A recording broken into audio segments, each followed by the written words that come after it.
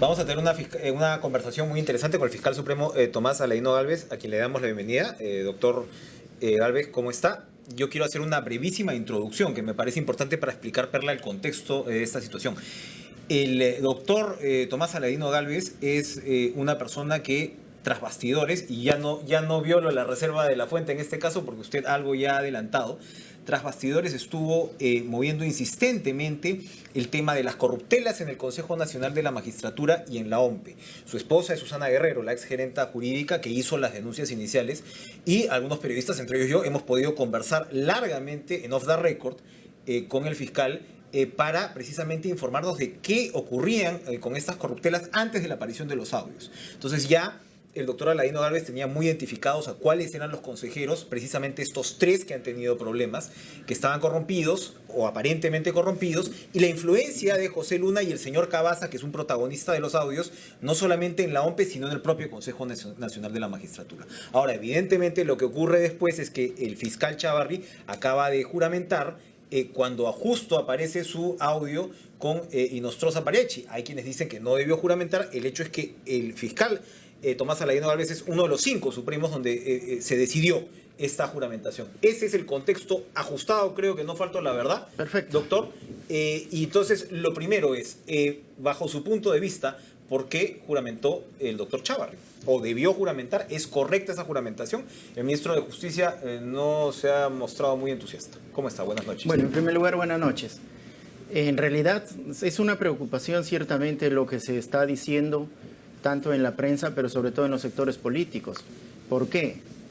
Porque, por ejemplo, se está diciendo de que ese día, es decir, el sábado en la mañana, cuando convocó el fiscal de la Nación de ese entonces, doctor Pablo Sánchez, a una junta de emergencia extraordinaria, lo único que se acordó fue continuar con el programa de juramentación que ya estaba establecido desde el 7 de junio, en que se eligió por unanimidad, y es más, por aclamación, al doctor Chávarri como fiscal de la Nación.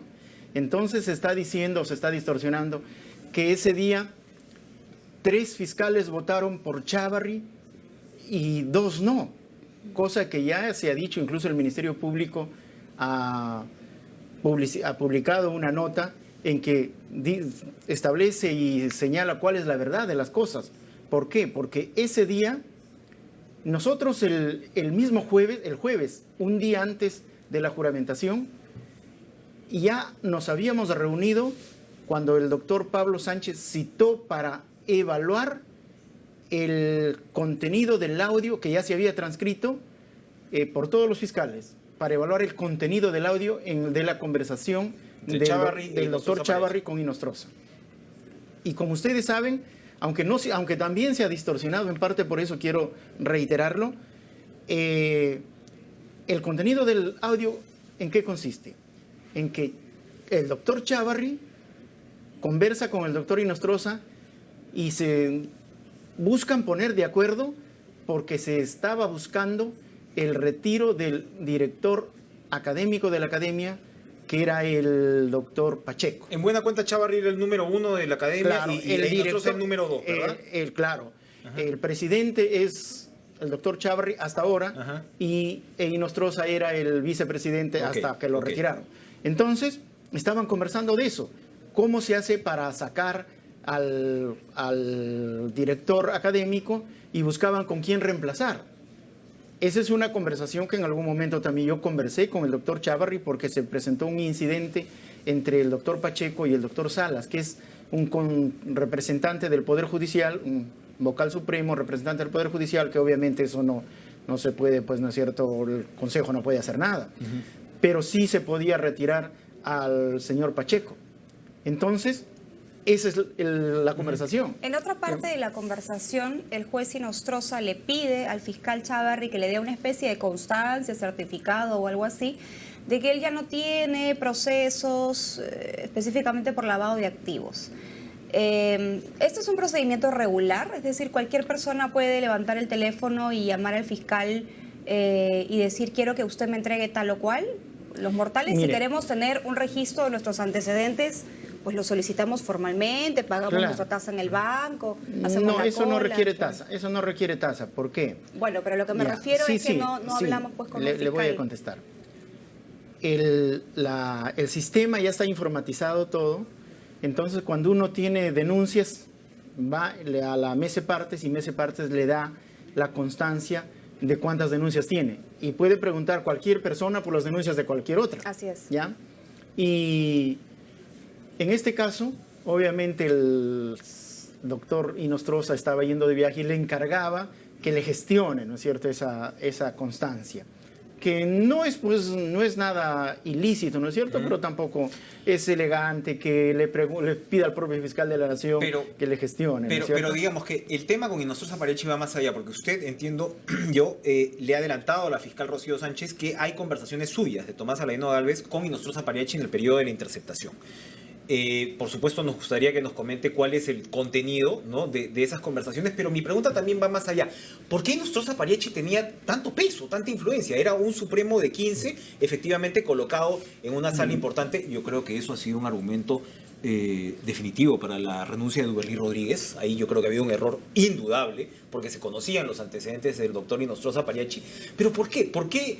Lo primero es que nos resuma cuáles eran los términos de la conversación y por qué todos los personajes del Poder Judicial buscaban al doctor Inostroza Parachi. Cuéntenos cuál era. Mire, lo que pasa el es poder de tenía.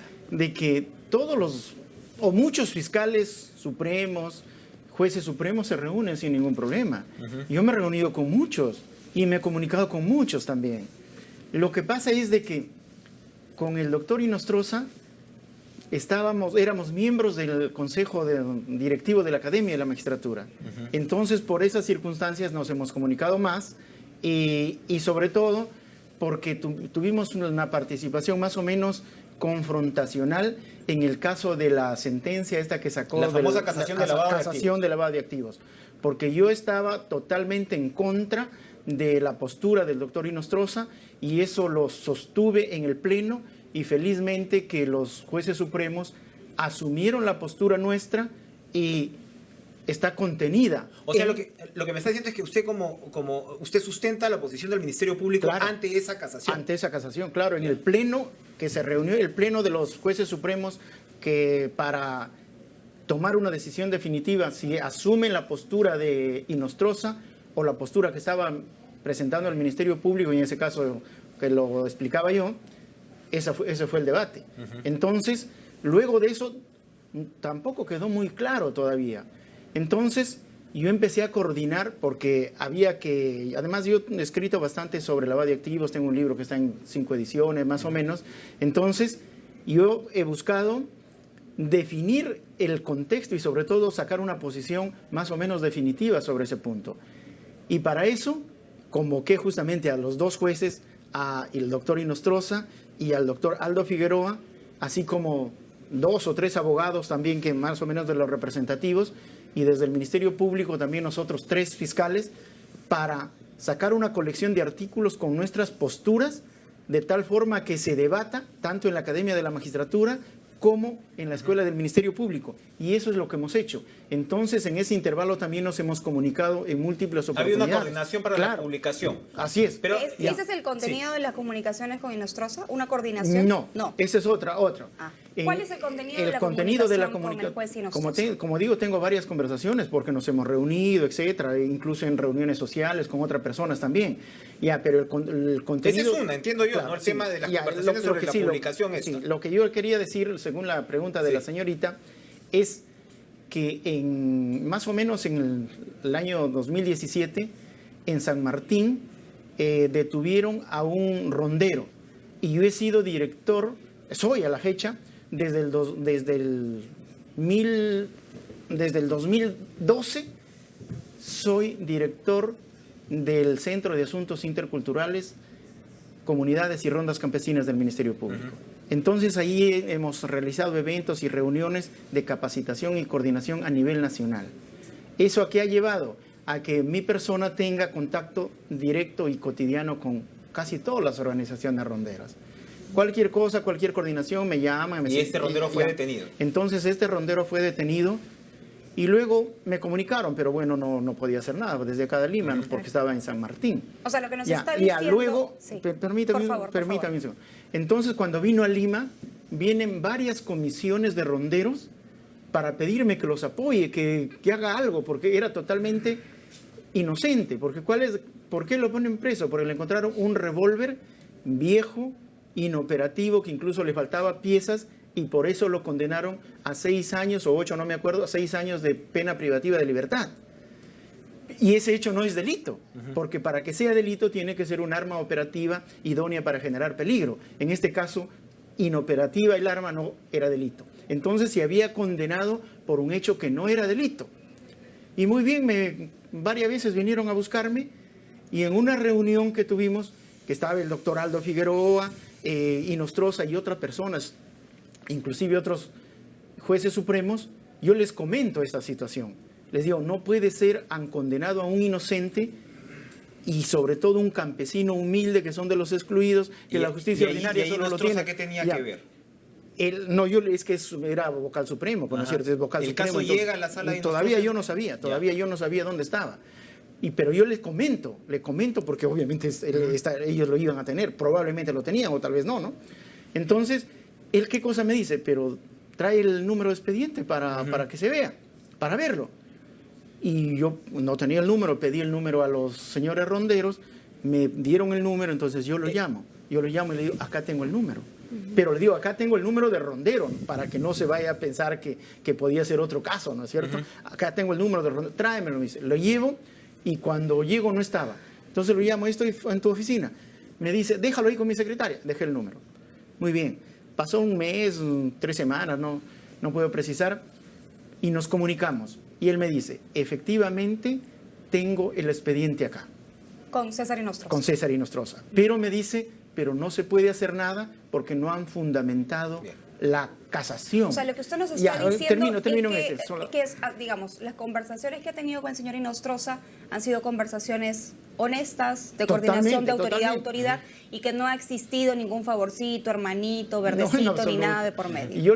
Permítame solamente 30 segundos. Yo le comenté el caso en público y él me dice, dame el expediente. Cuando tengo el expediente le digo, acá lo tengo. Y cuando él ve, sí, lo tenemos acá, pero no se puede hacer nada. ¿Y qué hace? Como no podía hacer nada, simplemente declararon infundada la casación y más bien le sumaron costas procesales al condenado. Y ahora tenemos un condenado inocente purgando condena. Ese es el hecho. Qué terrible. Ahora, yo quisiera leerle una parte de lo que ha salido esta publicación periodística a raíz de cómo usted también se comunica, ¿no es cierto?, con las autoridades para poner en alerta sobre esas llamadas que nos está confirmando el señor Inostroza, con el objetivo, entiendo, de que no se vayan a tergiversar, es lo que usted no quiere. Sí, exactamente. ¿No? Dice, lo más grave que ha revelado, usted que conoció a José Luis Cabaza Roncaya, ex operador montesinista de la masiva falsificación de firmas del expresidente Alberto Fujimori, y que este señor, Cabaza Roncaya, le habría asegurado a usted que tenía una organización que habría capturado al Poder Judicial, Fiscalía y el Consejo Nacional de la Magistratura. ¿Esto es verdad? No, eso no he dicho nunca. No, sino que siempre decimos algo y lo ponen otra cosa. Bueno, pero lo que sí le puedo decir es que yo conocí a José Cabaza y sabía que trabaja también con el señor Luna, y luego mi esposa trabajaba en la OMPE desde el periodo del señor Cucho, y luego cuando nombran al jefe Castillo, ¿qué pasa? Cabaza sabía que mi esposa trabaja ahí, entonces lo ubica y los presenta, los pone en contacto con el jefe, y el jefe en ese momento Castillo, y Castillo le encarga que se encargue de la transferencia. Y se hace la transferencia normal y empezó a trabajar normal. Pero después me entero ya por mi esposa cómo él iba manejando. Pero además yo también me comunicaba con él y sabía que él trabajaba para el señor Luna, y obviamente ya después con la información que yo tenía, más la información que me daba mi esposa, era evidente que él había copado con todos sus amigos de confianza a la OMPE. Todos los gerentes los había puesto él. Y eso ya lo publicitaron porque Así. también declaró el gerente general de ese momento, el señor Tecén, y lo ha publicado en La República, creo que el señor Ricardo Uceda.